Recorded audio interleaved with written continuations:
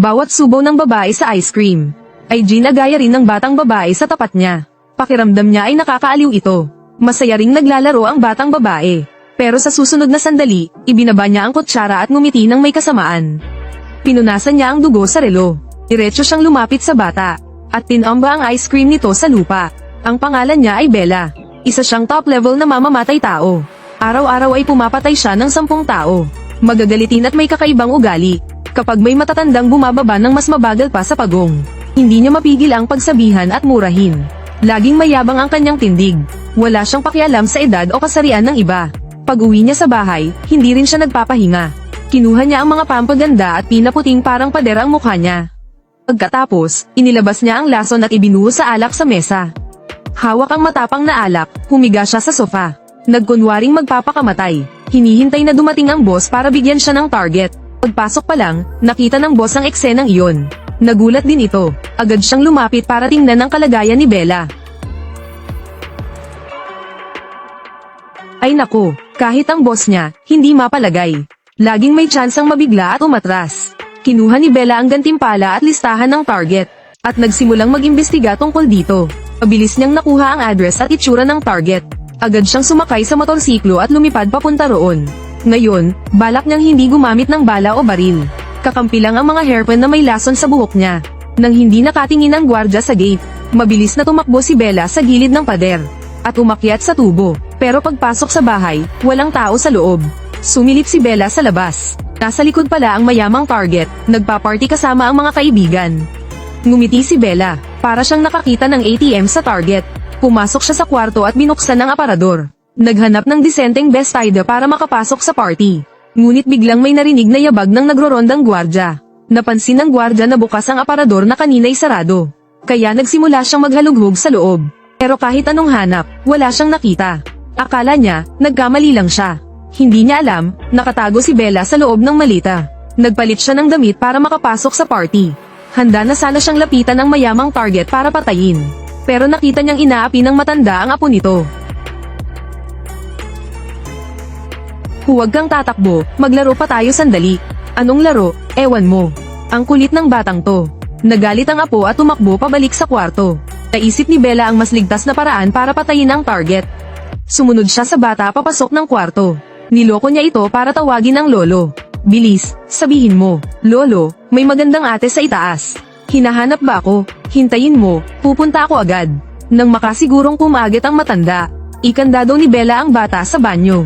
Pagpasok ng matanda sa kwarto, naakit agad siya sa ganda ni Bella. Agad niyang nakalimutan ang tungkol sa apo niya. Hindi na inalis ng matanda ang tingin kay Bella. Nagkunwari si Bella at isinara ang pinto, habang abala ang matanda sa pagtingin sa kanya. Dahan-dahang kinuha ni Bella ang hairpin at itinarap diretso sa mata niya. Kasabay nito, itinurok ang lason. Agad namatay ang matanda. Pagkatapos ng misyon, umuwi si Bella. Dumating ang boss dala ang masamang balita. Isa sa mga dating target ay nakaligtas. Kasalukuyang inooperahan sa ospital. Alam niya ang mukha ni Bella. Kailangang patayin siya bago makapagbigay ng pahayag sa pulis. Kung hindi, delikado siya. Samantala, dumating na sa ospital si Police Officer Mau. Handa na siyang tanungin ang biktima tungkol sa salarin. Pero sinabi ng doktor na koma pa ang pasyente. Kaya't kailangan niyang maghintay sa labas. Habang naghihintay, pumasok siya sa banyo para ayusin ang buhok. At doon niya nakasalubong si Bella na nakasuot ng damit ng doktor. Buti na lang, hindi alam ni Mau na siya ang salarin. At hindi rin alam ni Bella na pulis si Mau. Paglabas, tinukso pa ni Bella si Mau. Ang pangit ng buhok mo. Nang lumabas si Mau mula sa banyo, lahat ng tao sa silid ay patay na. Oh my God, pati ang nag-iisang saksi, nilaslas ang leeg. Pagbalik ni Bella sa bahay matapos alisin ang ebidensya, nakakuha siya ng panibagong misyon. Pero sa pagkakataong ito, hindi siya magdadala ng baril. Dahil hindi talaga pwedeng magpasok ng baril. Gumamit siya ng iba't ibang teknolohiya at tusong paraan para gumawa ng isang bote ng nakal-alasong pabango. Pagkatapos, nagkunwari siyang isang waitress para makapasok sa handaan. Pagkapasok, kunwari siyang nagbubuhos ng alak sa mga bisita. Pero palihim niyang inoobserbahan ang target. Hanggang sa pumunta sa banyo ang babaeng target. Sumunod si Bella sa kanya. Ngunit biglang tinawag siya ng butler sa likuran. Dahil bawal daw ang waitress sa VIP na banyo. Nagkunwari si Bella na maghahatid siya ng gamot sa bisita. Kaya't wala nang nagawa ang butler. At pinayagan siyang pumasok. Paglapit niya sa babae, inaalok niya ang pabango. Ang babae ay isang negosyanteng investor. Kapag may magandang produkto, ayaw niyang palampasin. Kaya agad niyang binuksan ang pabango para subukan. Pagbukas pa lang, umatras si Bella na parang ilang metro ang layo. Nang amuyin ng babae ang pabango sa kamay niya. Halos matawa ng malakas si Bella. Mabilis na nakaramdam ng hilo ang babae. At nahirapang huminga. Humingi siya ng tulong kay Bella na tawagin ang ambulansya. Ngunit nakangiti lang si Bella habang pinagmamasdan siyang mahirapan. Ito kasi ang isa sa mga paborito niyang paraan ng pagpatay. Doon lang napagtanto ng babae na nilason siya.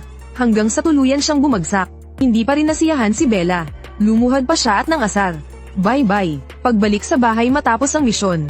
Hinaltak siya ng boss at isinandal sa pader ng galit na galit. Dahil sa nakaraang misyon, dapat sana'y magmukhang nagpakamatay ang target.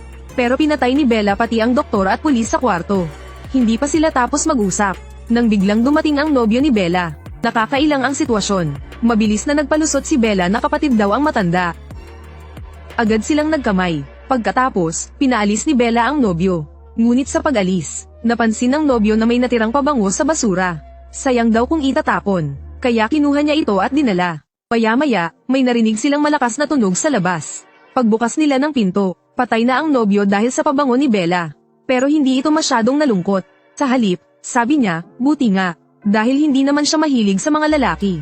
Pagkatapos, sinabi ng boss kay Bella, na matapos ang insidente sa ospital, may isang pulis na nagngangalang Mau na nag-iimbestiga sa kanya.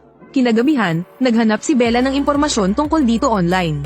At laking gulat niya, ang pulis na ito ay ang babaeng nakasalubong niya sa banyo ng ospital. Nagplano si Bella, na sa susunod na misyon ay patayin ng palihim si Mau. Hindi niya inaasahan, na may ganitong kakaibang serbisyo ang isang maliit na klinika. Hindi ito operasyon o gamutan. Pero para sa may ganitong hilig, handang bumiyahe ng malayo para lang maranasan. Hinubad niya ang damit, si Matabang ay suki sa klinikang ito. Hindi niya alam, na ang doktor, ngayon ay isang top level na mamamatay tao. At may kakaibang hilig sa pagkaputol ng ari. Wala siyang kamalay-malay at nakangiti pa. Tiningnan ni Bella ang listahan.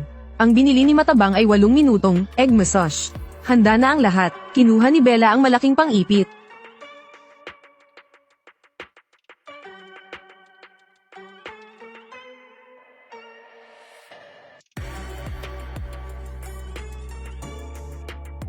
Kahit naduraj na ang mga itlog, hindi pa rin nasiyahan si Bella. Itinaas pa niya sa pinakamataas ang pressure ng gas tank. At pinatay si Matabang sa pamamagitan ng lason. Sa huli, iniikot pa niya ang ulo nito. At buong tuwang pinanood itong mamatay. Di nagtagal, dumating sa lugar si Officer Mau at ang kanyang partner. Para mas madali ang investigasyon, dinala nila ang kanilang mga gamit. Habang si Bella ay nakamasid lamang mula sa malayo, biglang tumanggap ng tawag si Mau. Pagkababa ng tawag, napansin niyang nawawala ang kanyang malita. Tulad ng inaasahan, ninakaw ito ni Bella. Nang makita ang mga lumang at pangit na damit sa loob, halos masuka si Bella. Pero ang berdeng scarf ay medyo maganda. Si Officer Mau na nawalan ng malita.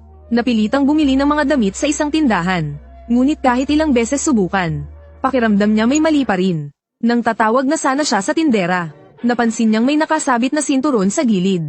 Isinuot niya ito nang hindi nag-iisip. Agad siyang nagmukhang mas elegante. Hindi niya alam, inilagay iyon ni Bella. At nilagyan pa ng nakatagong bag para sa paniniktik.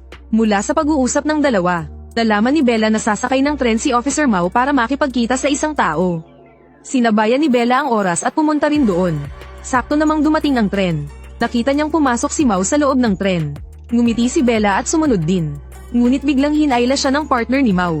Napansin kasi nito ang scarf ni Bella. Nakapareho ng kay Mau, kaya pinigilan siya. Nagkunwari si Bella na binili lang niya iyon sa black market. Pagkasabi noon, umalis agad siya. Walang ebidensya ang partner kaya sinundan na lang si Bella. Ramdam ni Bella na sinusundan siya. Kaya ginamit niya ang pagkakataon para iligay ito sa bar. Pagdating sa masikip na dance floor, lumingon si Bella at ngumiti ng may kasamaan.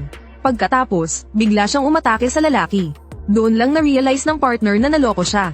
Ngunit huli na para makatakas.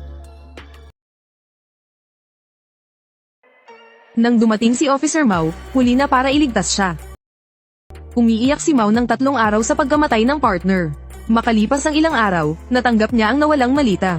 Pagbukas niya, puno ito ng mga bagong branded na damit. At may isang mamahaling pabango. Ngunit ang maliit na note sa gilid ang nagpabigla sa kanya. Pasensya na, maybe. Kiss kiss. Mukhang nagkagusto si Bella kay Mau. Kung tutuusin, medyo mabigat ang trip na ito. Dahil kumilos si Bella nang walang pahintulot ng boss. At pumatay pa ng pulis. Bumaba ang tiwala ng boss sa kanya. Agad na tinanggal ang pribilehiyo niyang kumilos mag-isa. Pagkatapos, iniabot sa kanya ang susunod na misyon. Kailangan niyang pumunta sa England kasama ang team para patayin ang isang opisyal. Pagdating sa istasyon, sinalubong siya ng isang lalaki, na siyang team leader ng misyon.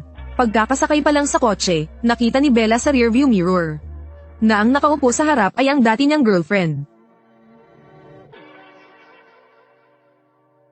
Hama ba na ang buhok mo ah? Nagkatitigan sila na may gulat sa mukha, at nag-away sa loob ng sasakyan. Dahil iniwan noon ni Bella ang babae. Buti na lang, napigilan sila ng team leader. Ngayon pala, magkasintahan na sina Xiaodi at ang team leader. Wala pang kaalam-alam ang team leader, na dati nang nagkaroon ng relasyon sina Bella at Xiaodi. Mabilis silang nakarating sa bahay ng opisyal. Para mas sigurado, naghiwa-hiwalay sila ng pwesto. Ang team leader ay nagbantay sa likod para siguradong di makakatakas ang opisyal. Sina Bella at Xiaodi naman ay pumasok sa harap. Nang bumukas ang pinto, lumabas ang ina ng opisyal. Nakita niyang dalawang magagandang babae ang naghahanap sa anak niya at nagulat siya. Akala niya, may kalokohan na naman ang anak niya sa labas. Agad namang nagpaliwanag ang dalawa na sila ay mga kasamahan lang ng anak niya. Doon lang nakahinga ng maluwag ang ina. Pinapasok niya ang dalawa at inabutan ng pagkain at inumin. Agad rin niyang tinawagan ng anak para pauwiin. Kung alam lang niya na ang dalawang ito ay papatay sa anak niya, baka matuno siya sa pagsisisi. Nang umuwi ang opisyal, agad niyang naramdaman na may kakaiba. Bigla siyang lumiko at tumakbo sa kabilang direksyon. Agad na sumakay sa kotse ang tatlo at hinabol siya. Sumilip si Xiaodi sa bintana habang hawak ang M4. At pinaputukan ang sasakyan ng opisyal. Habang nagmamaneho, tumatama ang mga basag ng itlog sa ulo ni Bella. Di nagtagal, nabasag ang salamin sa likod ng sasakyan ng opisyal. Tuwa-tuwang pumalakpak ang team leader para kay Xiaodi. Naasar lalo si Bella. SHH. Dahil sa ingay, nalampasan nila ang tamang kanto sa habulan. Kaya nag-U-turn sila para habulin muli. Ngunit natagpuan nila ang sasakyan ng opisyal na nakahinto sa gitna ng daan. Pagbaba nila, gustong agad barilin ni Bella ang sasakyan. Pero pinigilan siya ng team leader. Ako ang team leader. Kapag sinabi kong atake, saka lang tayo aatake. Lalong nairita si Bella na kanina pa nagtitimpi. Gusto na niyang barilin ang ulo ng team leader. Lumapit ang team leader pero wala ang opisyal sa kotse. Hindi nila alam na nagtatago lang siya sa damuhan malapit doon. Tinawagan pa niya si Officer Mao para humingi ng backup. Nalito ang tatlo kung ano ang susunod na gagawin. Tinanong ni Bella, ngayon, ano na? Sobra ka ng madaldal, babarilin na kita. Akala mo ikaw ang siga dito. Nagkatutok ng baril si Bella at ang team leader. Si Xiaodi, bilang nobya ng team leader, itinutok din ang baril kay Bella. Doon lang narinig ng team leader sa usapan, na dati nang nagkaroon ng relasyon sina Bella at Xiaodi. Kung tutuusin, medyo kakaiba ang trip ng dalawang ito. Mag-isa si Bella na nakatutok ang dalawang baril sa kanya. Sinimulan niyang kausapin si Xiaodi. Noon, wala akong choice kaya kita iniwan. Ngayon, iwanan mo siya at ayun na lang ulit. Lalong nagalit ang team leader. Itinaas niya ang baril para patayin si Bella. Ngunit biglang sabi ni Xiaodi, ako na. Dahan-daang ibinaba ng team leader ang baril. Ngunit sa sumunod na segundo, si Xiaodi ay tumutok sa team leader. Malinaw na si Bella pa rin ang pinakamamahal niya. Humarap si Bella at niyakap siya ng mahigpit. At ngayon, magtanan na tayo. Malinaw na gusto pala ni Bella ang babaeng karelasyon. At sa huli, ito ang magpapasaya sa buong buhay niya.